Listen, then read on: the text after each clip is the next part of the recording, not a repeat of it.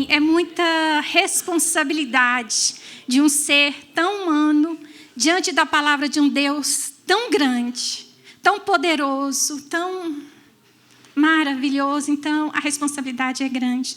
E antes de nós lermos o texto, eu quero fazer uma pergunta.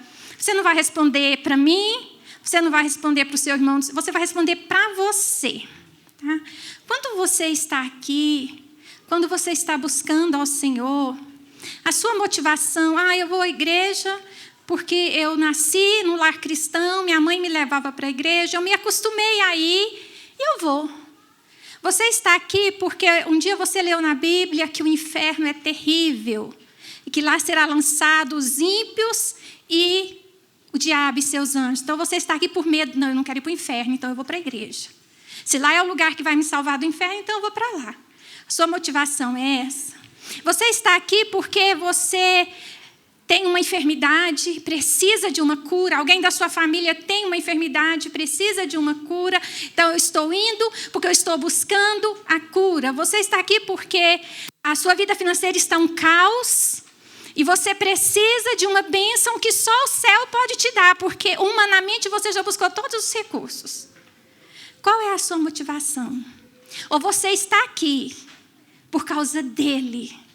Não importa se a minha vida financeira consertar ou não. Não importa se eu for curado, alguém da minha família for curado ou não. Não importa. O que importa é Ele. Eu estou indo à casa do Senhor. Eu levanto de madrugada para orar. Por que nós nos motivamos a levantar de madrugada para orar quando nós temos um problema muito grande, muito grave?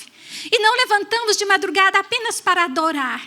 Senhor, são 4 horas da manhã, está 12 graus, mas eu estou aqui e hoje eu quero te adorar.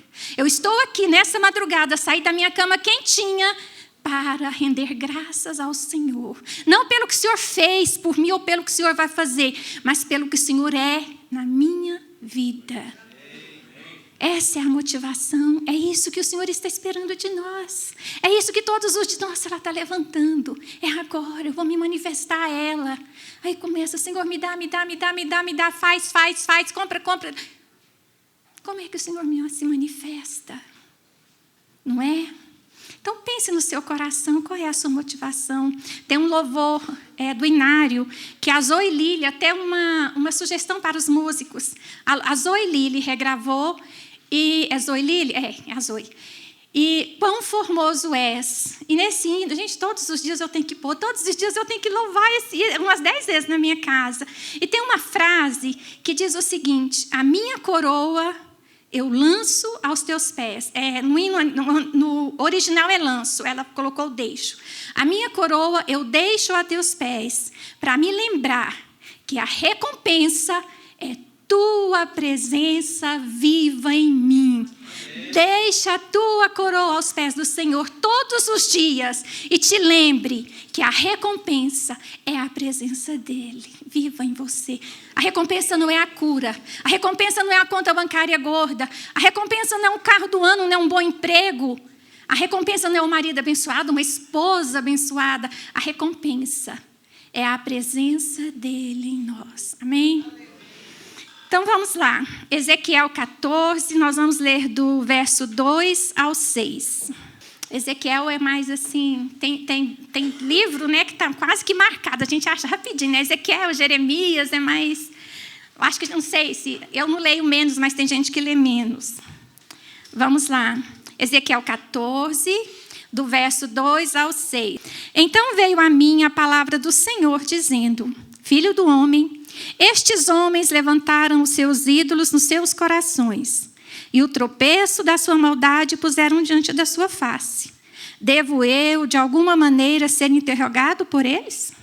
Portanto, fala com eles e dize-lhes: assim diz o Senhor Deus, qualquer homem da casa de Israel que levantar os seus ídolos no seu coração, não é um altar de pedra, e puser o tropeço da sua maldade diante da sua face, e vier ao profeta, eu, o Senhor, vindo ele, lhe responderei conforme a multidão dos seus ídolos. Para que eu possa apanhar a casa de Israel no seu coração, porquanto todos se apartaram de mim para seguirem os seus ídolos. Portanto, dize à casa de Israel: Assim diz o Senhor Deus: convertei-vos e tornai-vos dos vossos ídolos e desviai os vossos rostos de todas as vossas abominações. Amém? Amém, Senhor. Louvamos ao Senhor por tua palavra. Aqui o Senhor levantou o profeta para falar à casa de Israel. Como nós nos sentimos o Israel espiritual e como essa palavra é muito, não é nova, não, é atual, né? É atual, porque isso tem acontecido. E ouvindo outro dia sobre a história da igreja, eu tenho estudado muito, porque eu quero conhecer a história da igreja. Aí eu ouço vários teólogos no YouTube para eu saber se há uma consonância entre eles, se não há nenhum desvio, né? E ouvindo ali, o que veio ao meu coração? Porque o inimigo, nós sabemos, ele sempre lutou para destruir a igreja. Ele sempre lutou para destruir o povo de Deus, isso não é novidade, né? E quando Jesus estava na cruz, que ele disse: está consumado, Senhor, Senhor, por que me desamparastes? O inferno achou que tinha vencido. Vencemos, está consumado. Ele morreu na cruz. E lá na lei diz que maldito todo aquele que for pendurado no madeiro. Então ele morreu, ele é maldito. O inferno não sabia que havia um plano redentor ali. O inferno não sabia que havia um plano ali. Quando eles descobriram, eles pasmaram e começaram a arquitetar um outro plano. Porque nós sabemos que o diabo ele é estrategista. Ele aprendeu isso no céu e nós sabemos disso. E a estratégia primeira foi derrubar o quê? A igreja começou a crescer, os discípulos iam para o templo, nós lemos o livro de Atos, nós vemos que a igreja ia crescendo. No primeiro dia que Pedro se levantou e pregou, foram quase 3.000 almas, depois foram mais 5.000, e assim a igreja foi crescendo. E o inimigo, precisamos destruir, precisamos fazer alguma coisa. Acabaram com o encontro no templo, veio uma perseguição e começaram a se reunir nas casas. Começaram a se reunir nas tumbas, começaram a se reunir no mato, na floresta, começaram a se reunir no deserto, mas se reuniram. Mas o inimigo viu, não, peraí, vamos matar esse povo, porque não tem como. Mas aí o inimigo viu que quanto veio a perseguição mais forte ainda, e ele viu que quanto mais crente morria, mais cristão nascia. O sangue de um crente era semente para uns 15, 20 cristãos, crescendo. E agora? Vamos acabar com a reunião em grupos pequenos. Vamos acabar com as reuniões, vou chamar de célula, né? Naquela época não tinha esse nome. Vamos acabar com a célula, por isso é tão importante nos reunirmos, gente, em célula, estarmos juntos, sabe? Eu vou lá, mas eu não sei, eu estou cansado. Não, vai lá para se reunir. Eu vou para a célula, porque algo Deus tem para mim. Algo Deus, seja no louvor, seja na palavra, seja na socialização, seja na conversa com o irmão, ou Deus vai me dar, ou eu vou dar para alguém, eu vou ser usada para ministrar na vida de alguém. Tá. Aí, o inimigo, naquela época, acabou com as pequenas reuniões, com as reuniões na casa, e o que aconteceu? O inimigo levantou Roma para destruir a igreja. Aí, por volta do século 300, meados do século 400, o inimigo levanta Roma para trazer a igreja e ele acabar com a igreja por dentro. E foi o que aconteceu. O inimigo usou Roma, primeiro para destruir, depois ele viu que não acabava com os crentes, usou Roma para levantar a igreja. O ego da igreja cresceu. O orgulho dos líderes cresceu. Agora nós somos grandes. Agora nós dominamos até o imperador, até o rei. Havia uma união entre o clero e o reinado, os príncipes, os reis, o império. Havia uma união. E o clero mandava. Ele mandava até no rei. Olha só, que empáfia. E o orgulho cresceu. E a igreja que nasceu para salvar começou a matar. A igreja que foi perseguida começou a perseguir. Eu vou falar só de uma guerra que houve várias, mas aqui nós todos aprendemos na escola, que é a guerra dos mouros e cristãos. Os cristãos se levantavam e iam em marcha para Jerusalém para derramar sangue inocente. Eram cristãos. E eles iam em marcha para Jerusalém, para a Arábia, para derrubar sangue inocente. A igreja perseguida passou a perseguir. Por quê? Porque o inimigo conseguiu atacar por dentro. A igreja, ele atacou. E a igreja foi morrendo, foi definhando. Aí veio a Inquisição, veio a perseguição a crentes e judeus, e veio aquela perseguição. E a igreja continuou matando. Até que Deus levantou uma pessoa, falha assim, levantou e começou uma reforma. E dessa reforma começaram a levantar, isso, gente, são anos, são séculos, né? Eu só estou dando uma pincelada. São séculos de história. Quem nunca assistiu, fique curioso, assista. Assista, procure saber sobre a história da igreja, é muito lindo. Você aprende muito, o Senhor ministra muito ao seu coração em muitos sentidos. E tá, né? Aí Deus levantou aquele homem, depois Deus foi levantando avivalistas no Reino Unido, na Inglaterra, nos Estados Unidos, e aqueles homens foi nascendo um fogo no coração deles, e eles começaram a semear novamente. E eles começaram a semear, vieram para o Brasil, foram para várias nações, inclusive o pai da dona Melita se converteu por causa de um missionário que foi no jegue, dona Melita, montado no jegue lá na roça, lá na fazenda, evangelizar o vô Pedrinho. Né? E hoje a semente está plantada, quase toda a família está aqui. É quase toda, poucos não servem ao Senhor. Tá. E aí, o que aconteceu? Aí o inimigo vê que a igreja está crescendo, que quanto mais os crentes são rechaçados, porque havia assim, era crentinho. Na época que eu entreguei minha vida a Jesus, que a dona Melita era mais nova, era crentinho, não era na Imperial do Rei, dona Melita, os crentes eram crentinho. Era ralé. Mas os crentes estavam fortalecidos, éramos ralés, mas estávamos fortalecidos, tínhamos Bíblia, líamos, buscávamos. E aí o inimigo montou essa estratégia. A doutrina da prosperidade. Vamos crescer a igreja. Vamos fazer de novo como nós fizemos antigamente. Vamos pôr a igreja para crescer. Vamos levantar. A igreja vai encher. Não de qualidade, mas de quantidade. Vai encher de gente em busca de bênção. E a igreja parecia estar rica, mas estava pobre, cega e nua. E aí, nesse contexto, o que aconteceu? Muito crente deixou ídolos nascerem em seus corações. Os ídolos foram crescendo por quê? Porque a pessoa vinha à igreja em busca de uma bênção. Queria ser feliz. Há uma mentira de Satanás nos tempos modernos. O que importa é ser feliz. Não, isso não importa.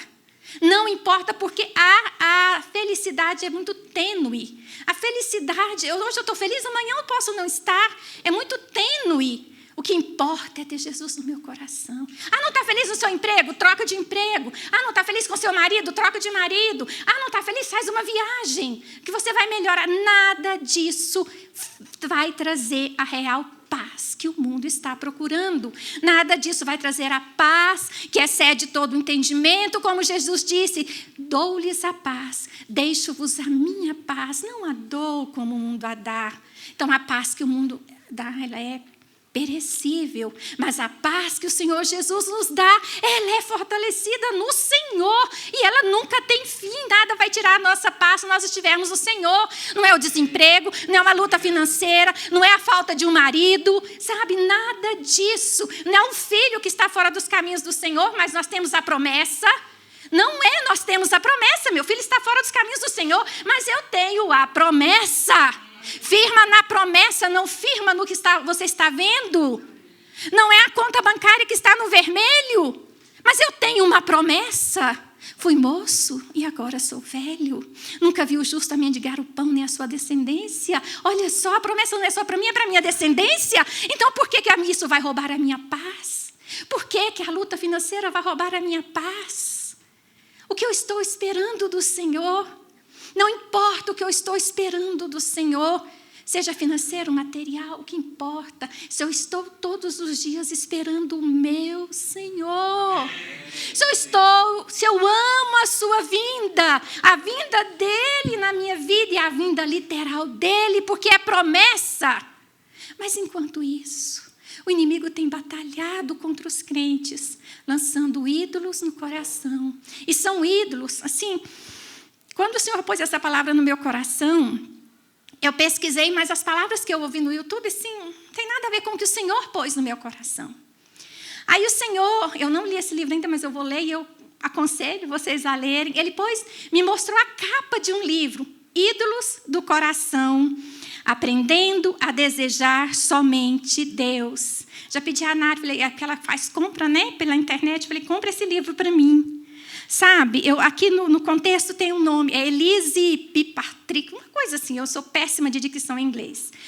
Mas se você colocar no YouTube, no Google, Ídolos do Coração, vai aparecer lá a capa do livro dessa irmã. Então o Senhor me deu o título da palavra, Ídolos do Coração, aprendendo a desejar somente Deus. Mas antes disso, e não está, Esther, não está, tá? Eu não tinha colocado, mas o Senhor falou, você não colocou, mas você vai falar. Falei, amém, Senhor, eu falo. Lá em Isaías 46, eu vou ler só o verso 2, porque essa palavra começou a ser gerada no meu coração a partir desse verso. Eu estava lendo o livro de Isaías na sequência, e como eu falei para vocês uma vez, quando começar a ler um livro, é o livro de Isaías, Jeremias, Ezequiel, você não vai ler de um dia para o outro, ou numa semana, mas leia, nem que você leia um capítulo por dia, mas leia na sequência. Isaías 46, o verso 2. E juntamente se encurvam e se abatem. Não podem livrar-se da carga. A sua alma entra em cativeiro. Aqui está falando, no contexto aqui, o profeta está falando sobre os ídolos da Babilônia, né? Mas eu trouxe isso para o nosso contexto, porque quando nós criamos ídolos no nosso coração, nós vamos nos encurvar e nos abater. Nada vai poder nos livrar dessa carga, a não ser o Senhor. Nós não poderemos nos livrar dessa carga. A nossa alma entra em cativeiro. Por isso que às vezes nós clamamos, por que estás abatido, ó minha alma? Às vezes nossa alma se abate e nós não sabemos por quê. Será que ela não está em cativeiro? Será, né? Existem outros motivos que levam a nossa alma a se abater, mas o ídolo do coração é um deles. Nós ficamos encurvados e abatidos. E aí, o que eu tenho que fazer? Então, o povo de Deus, nós sabemos a história do povo de Israel. O povo viveu nesse contexto. Nós sabemos que quando o povo foi para o deserto, foi livre do Egito, passou pelo Mar Vermelho, viu um grande milagre. Eu imagino assim, talvez nós faríamos o mesmo que eles fizeram, mas às vezes eu penso que não, sabe? Você vendo um mar se abrindo. E você passando como em terra seca, de água, muita água, você fica com medo, porque você não conhece aquele Deus que abriu o mar ainda. Você fica com medo daquela água, mas você vai. E a hora que você passa, que passa o último dos seus, tudo volta ao normal. Aquela água vem sobre o seu inimigo, que queria te matar, que queria te atropelar, que queria te esquartejar, sei lá. Um milagre desses, como que é esquecido tão rápido? Mas nós somos assim também. Por quê? Eles são humanos, eram humanos e nós somos humanos também. Mas a diferença, eu vejo uma diferença gritante. Nós temos o Espírito Santo. Jesus veio e disse, eu vou, mas não vos deixarei só. Jamais te abandonarei. Enviarei o Espírito Santo Consolador. E eu estarei convosco todos os dias, até a consumação do século. Outra promessa. É todos os dias. Eu não estarei com você quando você orar. Eu não estarei com você quando você louvar. Eu não estarei com você quando você levantar os olhos e se lembrar de mim. Eu estarei com você todos os dias. É promessa. E nós esquecemos da promessa. Quantas promessas que nós vamos nos esquecendo. Eles esqueceram da promessa também. E Moisés sobe ao monte. E o povo acha que Moisés morreu, sumiu, e agora? Precisamos de um Deus. Interessante, aprendi com o pastor Daniel, a materialização da fé. Interessante que eu achava que eles tinham criado um bezerro e que o bezerro simbolizava um Deus do Egito. Não, era um Deus, eles queriam materializar o Deus de Moisés. Eles queriam materializar o Deus que tinha tirado eles do Egito, mas eles queriam algo palpável, eles queriam tocar. Fizeram o bezerro. Se Arão tivesse feito, sei lá, um bode, se Arão tivesse feito uma cabra, um cordeiro, seja o que for, eles iam falar, esse é o Deus que tirou da terra do Egito. Eles precisavam ver. Eles tinham uma dificuldade enorme de crer no invisível. E nós também temos.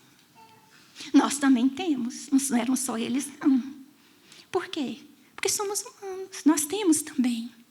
E aí, gente, quando no povo de Israel viveu a luta de Deus, de Moisés, de Josué, dos juízes, sempre era, qual era? Ídolos. Até Salomão, o homem mais sábio que já houve, que naquela época falava até sobre fauna e flora, se encurvou a ídolos.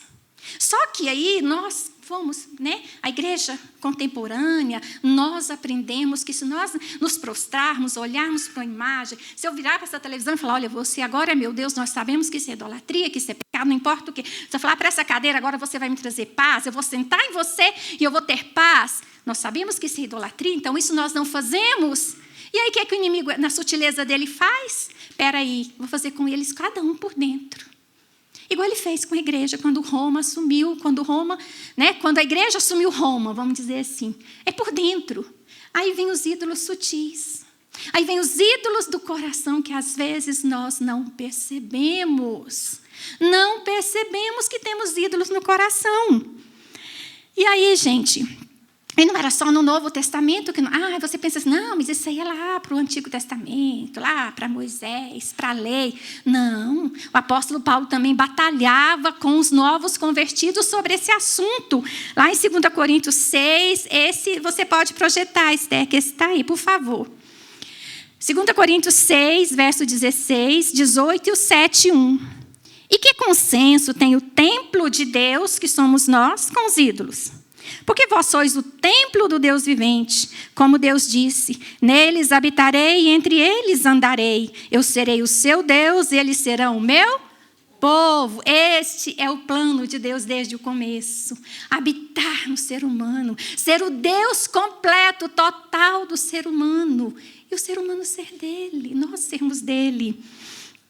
Por isso, saí do meio deles, apartai-vos, diz o Senhor, e não toqueis nada imundo, eu vos receberei. Eu serei para vós pai, e vós sereis para mim filhos e filhas. Já não é mais um Deus inacessível, é um pai que nos adota como filhos e filhas, diz o Senhor Todo-Poderoso. Como o inimigo tenta nos fazer esquecer isso.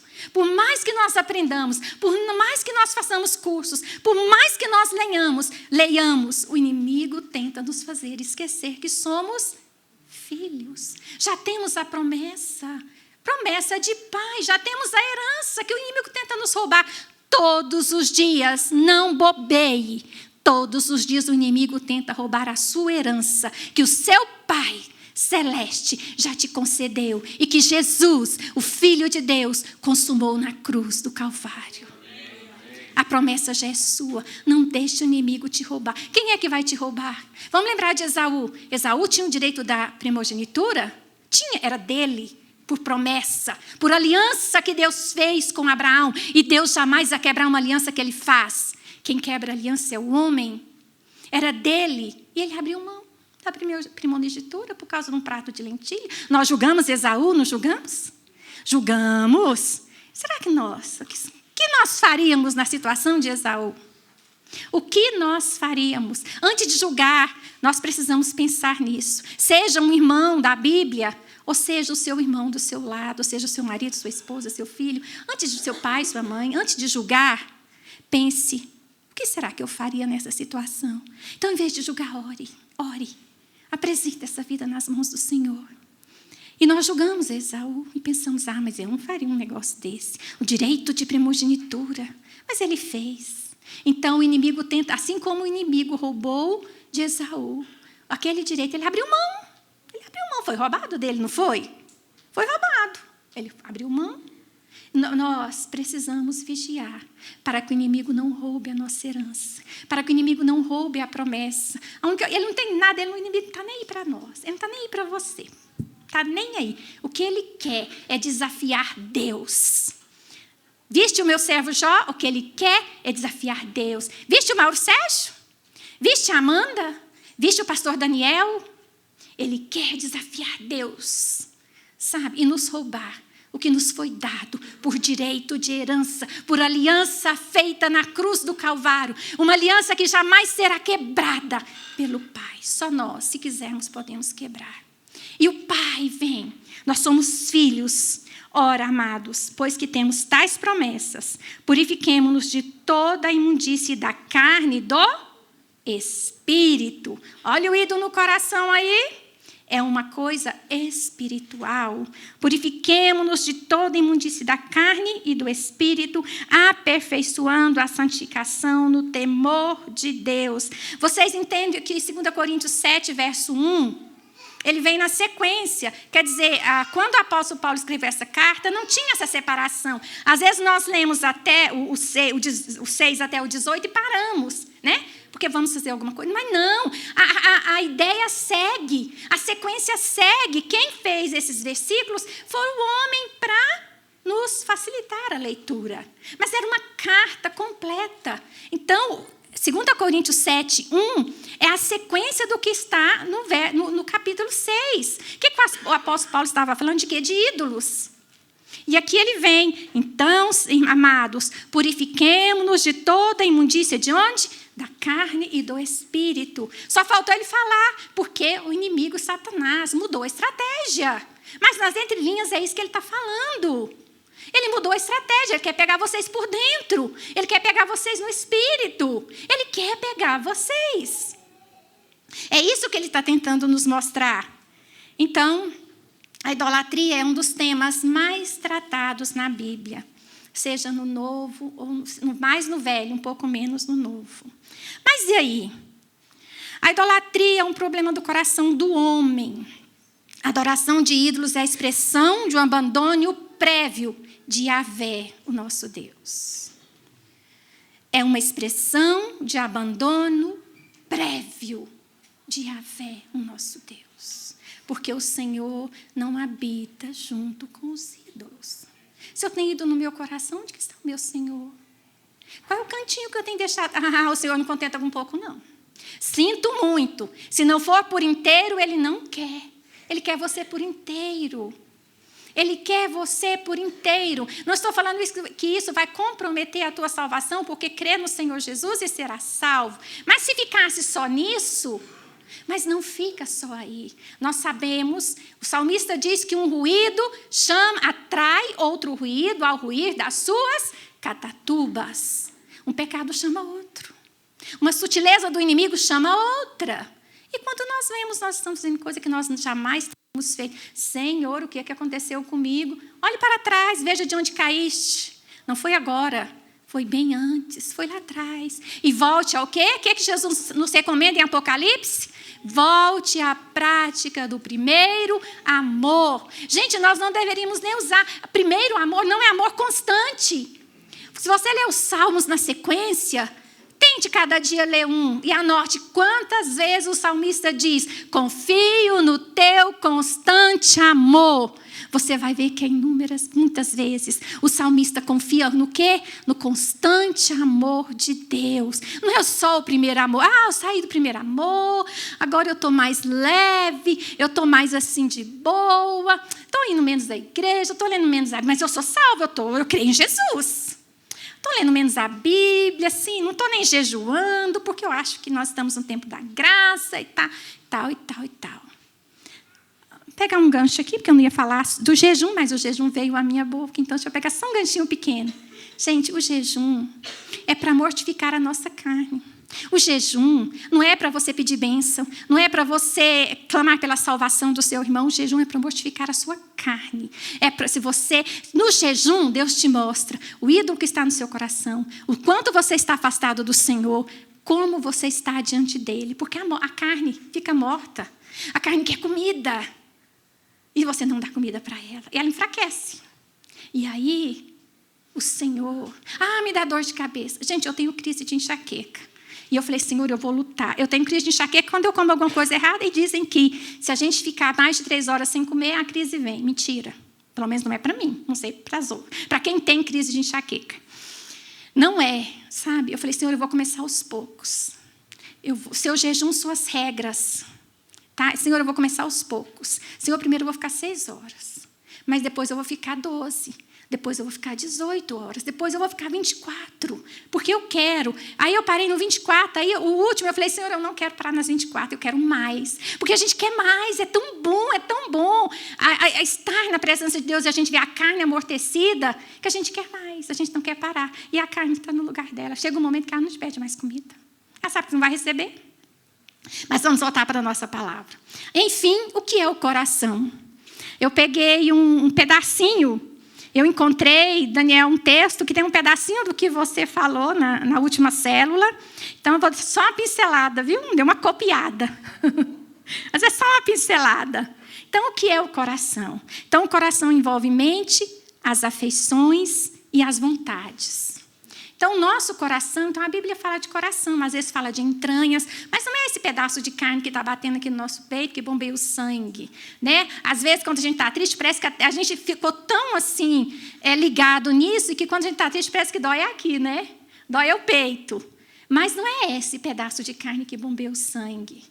Aqui, o Senhor, quando fala de coração, Ele fala das nossas vontades, Ele fala das nossas afeições e da nossa mente. A mente inclui pensamentos, crenças, compreensões, memórias, julgamentos, consciência, discernimento. As afeições envolvem anseios, desejos, sentimentos, imaginações, emoções. E a vontade, eu achei essa frase, não é minha, gente, eu copiei, mas eu achei ela tão interessante. A vontade realiza escolhas e determinações, crenças, desejos, emoções, propósito. É o centro da vontade, do caráter. É o centro do seu caráter, está na sua vontade. Se você não domina a sua vontade, você não domina o seu caráter. Então, nós precisamos dominar a vontade de comer. Sim, precisamos dominar a vontade de sair ao shopping e fazer uma comprinha, né, mulheres? Quando não temos dinheiro, nada contra comprar coisa, gente, nada. Aí você pode pensar assim, não me julgar. A tia Cássia fala de comprinha toda vez, mas está sempre com uma roupa nova. Gente, é Deus que me provê. Eu ganho muito, graças a Deus, é provisão de Deus. E aí, sabe, a vontade te leva a fazer muitas coisas, né? Que não forja o seu caráter. O que vai forjar o seu caráter? Palavra, oração, vida na presença de Deus. Não para a carne. Não, agora não, carne. Não, hoje não. Outro dia sim. E aí, vamos lá, vamos continuar. Lá em Tiago 1, de 4 a 15, Tiago 1, de 4... Não é de 4 a 15, não, gente, perdão, é 14 e 15, perdão. Mas cada um é tentado quando é atraído e engodado pelas suas próprias concupiscências. Depois, havendo o quê? A concupiscência concebido. Então, nós concebemos dentro de nós, não é só as mulheres que concebem isso não, viu, homens? Os homens também. Nós concebemos, porque a gente fala de conceber, a gente só imagina a gravidez, né? Mas é um sentido espiritual mesmo, falando da gravidez. Concebemos e, havendo a concupiscência concebido, dá à luz o pecado. E o pecado, sendo consumado, gera o quê? A morte. Aí pronto. Acabou a promessa. O pecado gera a morte. E aí? E a promessa de Deus é inquebrável. Mas eu quebrei a minha pecando. E agora? É aquilo que foi ministrado há muito tempo naquele livro, O Segredo do Lugar Secreto. Tá? Um dos segredos que o autor ensina naquele livro é o arrependimento rápido. Meu irmão pecou, daqui para ali, arrepende rápido. Precisou, sentiu que ofendeu o outro, corre, pede perdão. Você vai se humilhar? Vou. Carne, você fica no seu lugar, que eu vou me humilhar sim, eu vou pedir perdão, porque eu não quero carregar pecado. Sabe, fez uma coisa que não devia, pegou o que não devia, devolve. Seja uma folha de papel na empresa que você trabalha, seja uma caneta Bic. Caneta Bic é tão barato. Por que a gente tem mania de pegar e levar para casa e pôr na bolsa? Que mania é essa? Não é? Tão barato. Não, abriu a bolsa. Meu Deus, essa caneta não fui eu que comprei. Vou devolver. Vou lá, vou devolver no lugar. Ainda vou pedir desculpa. Gente, eu peguei essa caneta, ela não é minha. É da empresa, está aqui. Porque começa assim, nas pequenas coisas. Aí o inimigo vai dando a estratégia, vai ali nos observando e vendo qual é a nossa... a fraqueza dela é essa. Ela pega coisa, não tem coragem de devolver. Ela tá presa na vergonha. Eu consegui aprisionar ela na vergonha. Ela está com vergonha de devolver uma caneta. Imagina outras coisas. E aí começa. E é o que Tiago diz, no capítulo 1, verso 14 e 15. É tudo isso aqui. É isso aqui. Isso aqui resume isso que nós acabamos de ouvir. Mas vamos lá. João nos aconselha em 1 João 5, 21. Filhinhos, guardai-vos dos ídolos. Então, não é só um problema do Velho Testamento. Nós já temos mais um texto no Novo Testamento. Primeiro o apóstolo Paulo, que já falou sobre os outros momentos, não foi só aquele que nós lemos. E agora vem João, falando também. Que, filhinhos, guardai-vos dos ídolos. O que acho que é mais importante? O que eu mais preciso? Para ser feliz ou para que a minha vida tenha significado? Se a minha resposta, eu vou reformular a pergunta. O que eu mais preciso para que eu seja feliz ou para que a minha vida faça sentido? Eu preciso de um sentido. A gente ouve tanto isso hoje em dia. Eu preciso de um sentido para a minha vida. E está na igreja. E está buscando. Eu preciso de um sentido. Se o sentido da sua vida não é Jesus, meu irmão, tem um ídolo no seu coração. Tem um ídolo aí. Então, se a minha resposta a essa pergunta é qualquer outra coisa que não seja a presença de Deus, tem um ídolo ocupando o lugar do Senhor no seu coração. O sentido da sua vida é Jesus. O sentido da sua vida é a presença de Deus. O que te faz feliz é Jesus, é a presença de Deus, não importa as circunstâncias. Eu acho que nós vivemos até bem demais, se compararmos ao que os cristãos da antiguidade passaram e se compararmos com o que há de vir na grande tribulação. Nós estamos num semi-paraíso, nós estamos vivendo muito bem. Gente, que sofrimento é esse?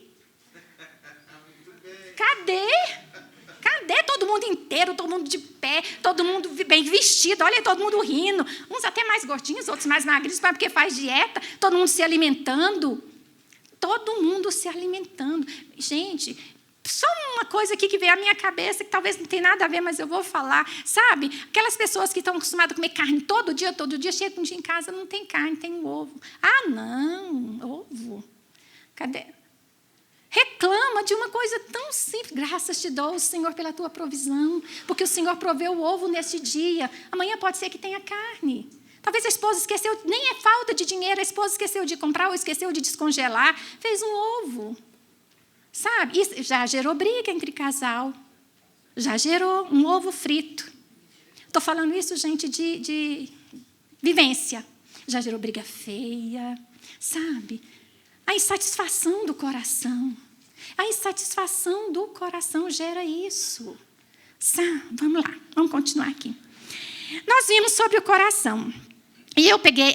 tem uma coisa que eu não posso deixar de ler. É Elise Fitzpatrick, o nome da nossa irmã. Olha uma frase do livro que eu copiei, né? Se você trabalha duro em seu emprego e ainda assim não recebe uma promoção, a forma como você responde revelará se você está servindo a Deus ou adorando a um ídolo. Vamos pensar de novo? Se você trabalha duro, anos ali no seu trabalho, mas quem recebe a promoção é seu colega que acabou de chegar, a resposta que você dá a isso vai te mostrar se você está adorando a Deus ou servindo a um ídolo. Se você prepara um jantar especial, seu marido ignora o seu jantar. Prefere assistir TV ou ir dormir. Não, hoje eu estou cheio, não quero comer, não. Isso a deixa irada, amuada, ou a leva a procurar formas de punir. Ele vai ver, ele me paga se eu vou dormir com ele. Você pode saber que o seu amor a Deus não é o amor que predomina em sua vida. Sabe por quê? Porque os ídolos mudam nossas prioridades. Este textinho que eu li está no livro dessa irmã, tá? Elise Fitzpatrick. Vamos lá. A idolatria nos leva à insatisfação. O ídolo que nós criamos dentro de nós nunca vai nos suprir. Nunca. É como um rombo, sabe? Quanto mais o ídolo toma de você, mais ele quer, mais ele quer. Então, a idolatria vai gerar o quê? Insatisfação. Se você é um crente insatisfeito, pondere o seu coração, jejue e ore e fale, Senhor, qual é o ídolo que está aqui dominando, que eu quero abominá-lo, eu quero destruí-lo, eu quero quebrá-lo do meu coração. É hoje, não é amanhã, Senhor, é hoje. Deixamos de notar aquilo que o Senhor tem dado para nós e dedicar toda a atenção ao quê? Aquilo que nos falta. Aquilo que talvez o Senhor nunca vai nos dar. Nunca. Esses dias a Giovana conversando comigo, ela me perguntou sobre o sonho, se ela tem um sonho lindo, ela tem. Eu falei, olha, eu já tive vários sonhos que não foram realizados. Sonhos que pareciam consistentes com a palavra de Deus. Vou mencionar só um. O sonho de ter um casamento restaurado, abençoado, um marido que me ajudasse a servir ao Senhor com casais. Foi um sonho. Não realizou. Talvez nunca vai se realizar. Mas isso não vai me deixar cabisbaixa. Isso não vai roubar a minha paz. Isso não vai me tirar do propósito de servir ao meu Senhor. Ah, não. Para lá de mim, Satanás. Eu não vou criar esse ídolo no meu coração. Ai, eu sonhei tanto. Ai, eu jejuei tanto, eu orei tanto e agora eu não tenho o que eu queria. Não, peraí. Levanta a cabeça. Levanta a cabeça. Ergue o teu olhar. Olha para o Senhor. Eleva os meus olhos para os montes. De onde me virá o socorro? O meu socorro vem do Senhor que fez os céus e a terra. É Ele que me supre. Não é um marido abençoado que me supre. Não é a conta bancária gorda, não é um carro, seja do ano ou seja velho, que eu nunca tive um, que vai me suprir. Sabe, não é. Que vai me suprir é o meu Senhor. É o meu Senhor, é a presença dEle. É Ele que renova as nossas forças todas as manhãs. É Ele quem renova as tuas forças. Você acorda, porque Ele permitiu que você acordasse. Uma pergunta que é feita muito, mas eu vou repeti-la aqui. Qual é o seu primeiro pensamento quando você acorda? Se você acorda, vai direto para o celular, dá uma olhada no que está acontecendo no Instagram. Meu irmão, para com isso. Sabe, se você acorda pensando, meu Deus, o café da manhã, meus filhos, a escola, acorda. Ah, mas é porque eu acordo em cima da hora, põe despertador meia hora antes, uma hora antes. Eu tenho vivido, isso é tão bom, parece que cada dia eu quero levantar mais cedo, é tão gostoso, sabe? Ora, levanta, Senhor, eu te agradeço. Oh, Senhor, obrigada por este dia. Eu acordei, meus filhos estão na cama. Minha esposa está do meu lado, meu marido está do meu lado. Eu estou sozinha, não sei, mas o Senhor está do meu lado. Eu acordei, mais um dia que o Senhor me dá. Mais um dia para vivermos na presença dEle. Sabe, quando nós pensamos, gente, quando a angústia está tamanha, que nós pensamos em morrer. Eu sei que isso já aconteceu comigo, eu já orei, já pedi ao Senhor perdão. Que nós pensamos, não aguento mais, Senhor, me leva, me leva. A gente nem pensa em se matar, não. A gente fala, Senhor, me leva, que eu não aguento mais. Isso nós estamos limitando o poder de Deus. Porque Ele disse que estaria conosco todos os dias. Ele disse que Ele é a nossa força. Então, por que eu estou falando para o meu Deus, que eu sirvo, que eu falo que Ele é completo na minha vida, que eu não aguento mais? Eu não aguento mais o quê, pelo amor de Deus? Se eu não estou nem sendo torturada na minha carne. Quantos cristãos estão presos naquela janela 1040, na igreja perseguida, estão sendo torturados na carne? Olha, outro dia eu ouvi um senhor, um coreano, de uns 90 e pouco, ele já faleceu. Acho que ele faleceu agora em 2002, 2013, alguma coisa assim. Eu ouvi, gente, este irmão, eu falei, pela misericórdia, eu me senti no chão. Eu me senti literalmente um trapo de imundície. Eu falei, Senhor, me perdoa. O que esse irmão passou numa prisão, cada vez que ele falava, só o Senhor é Deus, eu não abro mão do meu Jesus. Eu não vou entrar em detalhes, que não é o tema da pregação. Mas o que eu quero dizer é que nós estamos muito bem. Nós não temos motivo de falar, Senhor, me leva, por favor, eu não aguento mais. Não aguento mais o quê, pelo amor de Deus? Não aguenta mais estar longe do seu Senhor. Não aguenta mais cultivar ídolo no coração. E isso você pode falar para o seu Senhor. Senhor, estou me distanciando do Senhor. Estou cultivando ídolo no meu coração. Senhor, não aguento mais isso. Eu quero quebrar este ídolo e jogar ele fora. Amém? Vamos caminhar aqui, gente. Mas eu vou conseguir finalizar. O que é um ídolo do coração? Nós já falamos muito, né? Nós já entendemos o que é um ídolo do coração. Então, eu vou dar continuidade. 1 João 2, verso 15 e 16. Um texto muito conhecido. Eu pulei um pedacinho aqui que eu tenho que voltar só um pouquinho, gente. Vamos ler e aí depois eu falo. Não ameis o mundo, nem o que no mundo há.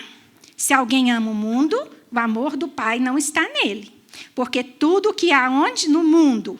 A concupiscência da carne. A cobiça do quê? Dos olhos. O que meu coração cobiça? Jogo fora. A soberba do quê? Da vida. Não é do Pai, mas é do mundo. Nós precisamos pôr esse versículo na parede, no nosso espelho, no quarto. A hora que acordar, a gente lê ele todos os dias. Para que a gente não deixe a soberba tomar conta de nós. Então, um dos pecados que é sutil, que nós não percebemos, quando vai gerando no nosso coração, é a soberba. E a soberba pode ser definida como orgulho excessivo. Quando o orgulho toma conta do nosso coração e nós não percebemos.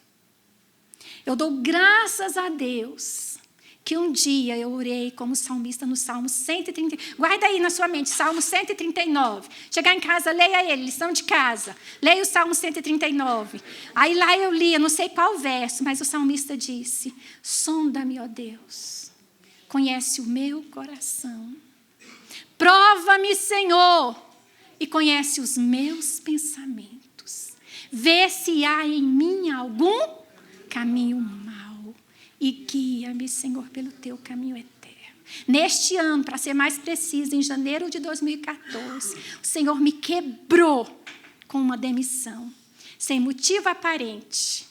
Eu não sabia porque eu estava sendo demitida, nem os pais da escola. Eu era coordenadora na escola, os pais me amavam, os professores. Tinha uns professores lá que não gostavam muito de mim, mas passavam. Os alunos me amavam, eu era a tia Cássia, querida. Até hoje, as colegas da escola me chamam de tia Cássia. Fui demitida. E agora? E agora? Senhor, o que está acontecendo? Senhor, eu fui demitida, o Senhor quer me ensinar, o Senhor quer tratar comigo. E o Senhor mostrou que estava nascendo o orgulho no meu coração. E o Senhor me trouxe à memória um pensamento que eu tive um dia que eu estava chegando, toda poderosa, toda bonitona, eu estava chegando lá, né, na escola, e eu tive um pensamento. Se eu sou fiel nos dízimos, se eu trabalho bem, se eu faço tudo muito bem feito, então eu nunca vou ser demitida. O orgulho criou uma raizinha. Um ídolo começou a nascer. E o que o Senhor fez? Isso foi mais ou menos outubro e novembro. Dezembro, janeiro eu fui demitida. Oh, mas Deus é bom demais, sabe por quê? Porque eu estava falando: sonda-me, ó Deus, e conhece o meu coração. Prova-me, Senhor, e conhece os meus pensamentos. Vê se há em mim algum caminho mau. E guia-me pelo teu caminho eterno. Eu dei essa abertura para o Senhor. Eu abri meu coração e falei: o Senhor faz. E Deus fez. Mas o bom de Deus, o maravilhoso dele, que ele é Pai amoroso. E quando nós nos colocamos na presença dele, principalmente com jejum, quando nós humilhamos a nossa alma ali com jejum, ele responde. Não precisa você ir lá num missionário, seja profeta, seja quem for, para te falar abobrinha, para te dar profetada, para olhar para a sua cara de desanimada e falar assim: alguma coisa aconteceu com ela, deixa eu, sabe, chutar. E às vezes chuta no gol, às vezes chuta. Não, o teu Senhor fala com você. Eu ouvi um irmão falando e eu achei tão lindo. Ele falou assim: eu dou graças a Deus que nenhum profeta bate a minha porta. Eu dou graças a Deus que nenhum profeta me cerca na rua para me entregar uma palavra do Senhor. Porque eu estou na presença do Senhor e o Senhor fala comigo no meu quarto. Agora, o dia que o profeta bater na minha porta, eu vou querer entender o que aconteceu. Porque se Deus manda o profeta bater na minha porta, é porque eu não estou ouvindo ele mais no meu quarto. É isso mesmo. Entendeu? Ah, mas eu não consigo ouvir o Senhor. Você tem jejuado? Você tem afligido a sua alma com jejum, como o salmista fazia? Aflige a sua alma com jejum para você ver se o Senhor não vai falar com você. Porque é promessa do Senhor que Ele estaria conosco todos os dias. E às vezes Ele até fala, mas você não ouve. Sua cabeça está tão atribulada, né? Lá no livro, eu não sei se é, acho que é Isaías mesmo, que fala das sanguessugas, dá-me. Não sei se é Jeremias, é um desses três. É Jeremias, esse aqui é o Isaías. Isaías e Manis, então, que fala da sanguessuga. A gente vai para a presença: Senhor, me dá isso, me faz aquilo, me leva até o lugar, nananana. E o lugar? Não, é um dos três, não é Provérbios, não. Se tiver, tem Provérbios também, mas eu já li em algum. Depois eu vejo e falo com vocês. Então, o que interessa é que tem na palavra de Deus. Sabe, as duas sanguessugas, me dá. Quero. Então, vamos tirar essa sanguessuga do nosso coração. Vamos para a presença de Deus para louvar, para adorar, para falar, Senhor, cria em mim um coração puro, renova dentro de mim um espírito inabalável, reto, justo, puro. Em cada versão tem, aí eu peguei todas as versões. Renova dentro de mim um espírito inabalável, contrito, reto, puro e voluntário. Como nós somos voluntários, nós doamos sem o coração pesar. Quando nós somos voluntários, nós dizimamos sem o coração pesar. Esse é um coração voluntário. É Provérbios mesmo? Ai, obrigada, Eunice. Então, eu me enganei aqui com Isaías. Sabe, quando nós temos um coração voluntário, se você não tem um coração voluntário, se você dá, mas é com a mão pesada, se você dizima, mas é com a mão pesada, nossa, parece que vai faltar, mas eu estou cumprindo um rito.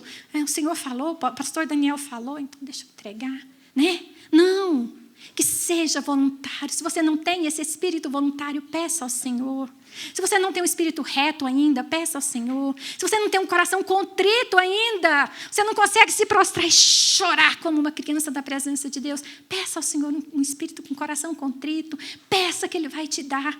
Amém? Vamos caminhar para o fim. Aleluia. Glória a Deus. Então, eu falei da soberba. E eu não falei da avareza, que é o apego excessivo a bens materiais e ao dinheiro. Mas nós já falamos muito, eu creio que está bem entendido, né? Agora, uma coisa que eu quero deixar clara aqui é o cansaço. Existe um cansaço que não é físico. Existe um cansaço que é na alma. E nós pensamos que se nós sairmos para dar um passeio, se nós fizermos uma viagem, passarmos 8, 10 dias fora, esse cansaço vai sumir. Não, isso é desfrutar do que Deus te deu. Deus te deu dinheiro? Você tem condição? Amém. Amém. Viaje. Viaje muito, que é muito bom. Sabe?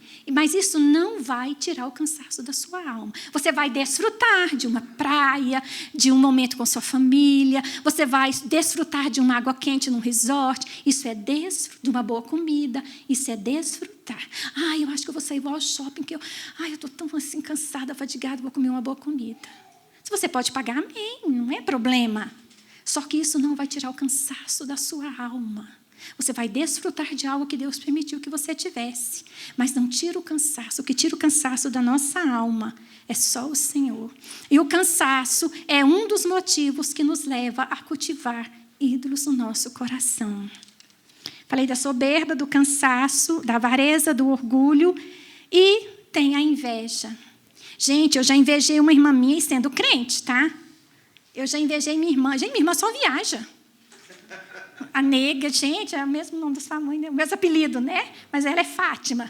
Gente, eu falo, mas essa nega, toda vez que eu penso, que eu pergunto pela nega, eu nunca consigo nem falar, toda vez que eu vou a Goiânia, a mulher fala, a bicha está viajando, a bicha é só resort. E para inteirar um dia, ela me falou assim, não, a gente nem gasta, porque a gente ganha. Eu falei, oxe, dinheiro chama dinheiro. Aí que eu fiquei assim.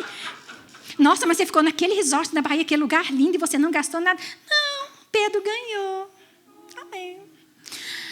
Ai, Senhor, até o dia que eu entendi que eu estava com inveja da nega. Teve um dia que eu abri o Instagram dela e ela estava de novo em outro resort. E agora, ainda tem uma filha que mora nos Estados Unidos. E para os Estados Unidos, para ela, é igual eu ir para Goiânia, 4 vezes ao ano. Fichinha, é ali. É bem ali, a gente vai de avião. Aí ela entrou em drama na Covid, viu? Que ela não pôde ir para os Estados Unidos. Entrou em drama, nossa, estava sofrendo. E eu... Um dia eu abri o Instagram. Ele estraga a gente, viu? E lá estava a nega, num lugar lá nos Estados Unidos, que eu nunca tinha visto nem em foto. Fiquei com raiva. Fiquei. Confesso. Confessei a ti os meus pecados. Eu confessei a Deus e confesso aos irmãos que o Senhor já me libertou, graças a Deus. Amém. E eu fiquei numa raiva, sabe? Foi na hora, o Senhor falou assim, sem inveja. Cuidado com a inveja. Isso é inveja. Você está com raiva da sua irmã porque ela está viajando. Isso é inveja e você não pode. Mas foi muito claro. Eu fui para os pés do Senhor. Confessei. Pedi perdão. Não tive oportunidade de falar com ela porque eu quero falar pessoalmente. Mas aí eu falei, Senhor, para isso não ficar aqui, o inimigo não achar que eu estou escondendo. Liguei para uma outra irmã e falei, mano, não. Tive inveja da nega. Ela falou assim, pior que eu também tenho. Aí lá vou eu. E lá vou eu ministrar na vida da minha irmã, que é católica, como dizia Dom Melita, de comer pé de santo. Vai lá eu ministrar na vida da minha irmã. E ministrei. Vocês estão entendendo como o inimigo nos leva para um buraco, mas o Senhor nos leva a subir? Sabe, eu pequei, eu deixei uma brecha se abrir, invejei minha irmã, confessei, eu já tinha aprendido sobre... Isso é recente, viu, gente? Não é antigo, não, é recente. Aprendi o segredo do arrependimento rápido. O Senhor me falou, isso é inveja, arrependi correndo. E aprendi que se confessarmos os nossos pecados ao outro, se não confessarmos ao Senhor, nós somos perdoados. É 1 João, pastor Wesley? É João, não é? Esse eu não estou enganada, é Tiago. É um dos dois. É João mesmo, é 1 João. Se confessarmos os nossos pecados, somos perdoados. Mas se confessarmos aos outros, nós somos curados, sarados, né? E aí eu falei, não, tenho que confessar. Para as minhas filhas não vai resolver, porque elas conhecem a minha vida do avesso, então eu não vou quebrar a vergonha confessando para as minhas filhas. Falei, vou ligar para minha irmã, vou ligar para a Fica, ó. E liguei. Então, ali quebrou a vergonha. Nossa, mas você é crente há tanto tempo. Ela fala que eu sou iluminada. Você é iluminada e tal, e está com inveja. Sim. Sim, porque eu sou humana. Sim, porque eu sou humana, né? E aí, olha o que Deus fez. Ainda me levou a ministrar na vida dela que ela se arrependeu e pediu perdão pela inveja. E hoje ela não conversava com a nega e hoje ela está conversando com a nega. Vocês estão me entendendo? É isso que o Senhor faz conosco quando nós quebramos o ídolo no nosso coração. O ídolo do coração pode nascer a qualquer momento. Eu estou aqui ministrando essa palavra, pode ser que essa semana o inimigo me teste. O inimigo tente levantar um ídolo no meu coração. Porque ele não desiste de nós, não, tá, gente? Não pense que ele vai desistir, que ele não vai, não. Só quando estivermos na glória com o Senhor. Enquanto estivermos aqui, o inimigo vai nos testar, vai nos tentar, vai nos arrodear. Falar igual goiano, né? Arrodeia, ele vai nos arrodear. Não é goiano, é cearense que fala arrodeia, né? Vai nos arrodear, sabe? Porque a Bíblia diz isso. Ele anda como o quê? Ele é leão? Não, mas ele anda como um leão, buscando... O que ele faz? O nosso derredor. Buscando o quê? A quem ele possa tragar. A Bíblia é clara. Você acha que você está livre disso? Tá, não. Não estamos livres disso. Provérbios diz, não precisa nem projetar, Esther, que a inveja é a podridão para os ossos. Provérbios 14, verso 30, diz que a inveja é podridão para os ossos. Qualquer pessoa, minha irmã, seja uma pessoa que você nunca viu, seja um ator, uma atriz, um político, seja quem for, que você achar que ele está bem demais e você sentir raiva dele por isso, ou dela, isso é inveja. Não precisa nem ser seu colega de trabalho, seu chefe, não precisa ser seu irmão, seu parente, não precisa. Pode ser alguém que você nunca viu pessoalmente, mas você viu nas redes sociais, mas essa pessoa está pronta e está bem, mas que raiva. Não, peraí, para. Para que a inveja, e Provérbios 14, 30 diz que a inveja é a podridão dos ossos, não é do corpo, gente, é dos ossos. Imagina o osso apodrecido, Daniel sabe, né? O que é isso, né, Daniel? Porque ele trabalha com isso. Imagina, gente, um osso, uma dor no osso. Um osso apodrecido traz dor, não traz? Imagina uma dor no osso, que nem morfina tira essa dor. Imagina. A Bíblia diz, Provérbios 14, verso 30, a inveja é a podridão dos ossos. Então, vamos tomar cuidado com os ídolos do coração. Quando detectamos tais sentimentos em nossos corações e voltamos ao foco, colocamos Deus no centro das nossas vidas e nos submetemos à sua soberana vontade, todo o resto automaticamente se encaixará. Agora, talvez esse texto bíblico faça sentido na sua vida mais do que antes. Mas buscai em primeiro lugar o reino de Deus e a sua justiça, e as demais coisas vos serão acrescentadas. Quanto isso foi usado na doutrina da prosperidade. Buscai o reino de Deus, que vai ser acrescentado um carro novo. Buscai o reino de Deus, que você vai receber isso. Você vai receber um emprego novo, sua conta vai ficar gorda. Você vai comprar sua casa própria. Buscai o reino de... Não, gente, não é isso. Oh, que doutrina satânica. Não é isso. As demais coisas é tudo que a palavra nos promete. São coisas eternas, são riquezas eternas que o apóstolo Paulo nos escreve lá em Colossenses. Ele ora para que o Senhor ilumine os olhos do entendimento dos colossenses, para que eles compreendam qual a riqueza da graça do Senhor e as riquezas, os tesouros escondidos na sua palavra. E eu tenho orado, irmãos, eu tenho orado por vocês, e a minha oração tem sido essa, para que Deus, vocês não, eu também, né? Para que Deus ilumine os olhos do nosso entendimento e nós possamos compreender a riqueza da graça do Senhor e conheçamos e compreendamos as riquezas eternas e os tesouros escondidos onde? Na palavra. Mas aí, sem ler a palavra, como é que eu vou descobrir? Aí eu completo a oração. Senhor, semeia em nosso coração fome e sede da Tua palavra. Semeia no meu coração dos irmãos fome e sede da Tua palavra para que possamos descobrir os tesouros escondidos. E para finalizar, Esther, você conseguiu, amor, projetar? Ai, que bom, essa menina é demais. Obrigada, amor. Vamos lá. Esse texto também não é meu, está no livro, tá? Ídolos do Coração. Troque a insegurança dos ídolos pela segurança do cuidado de Deus. Troque a manipulação pela submissão à vontade dele, que é perfeita e agradável. Troque o dê-me isso ou morrerei. Foi o que Raquel disse, né? Por o meu Deus suprirá as minhas necessidades. Troque que o Senhor me acrescente mais um por já aprendi a contentar-me com o que tenho. Amém? É porque eu tinha preparado aqui a história de Raquel e Lia, mas eu nem mencionei os ídolos do coração de Raquel e de Lia, né? Os filhos e tal, o clamor por um filho. Então, quem disse, dê-me um filho ou morrerei, foi Raquel. Tinha um ídolo no coração de Raquel. E quem disse que o Senhor me acrescente mais um, foi Lia, tinha um ídolo no coração de Lia. E assim, vários ídolos no coração desses personagens da Bíblia que, se nós lermos toda a Bíblia, a história deles, nós vamos ver que no final Deus os libertou desses ídolos. Mas nós não precisamos esperar chegar ao final, né, gente? É hoje mesmo, né? Que nós podemos quebrar os ídolos do nosso coração, amém? Que o Senhor nos abençoe e nos dê graça sobre esta palavra.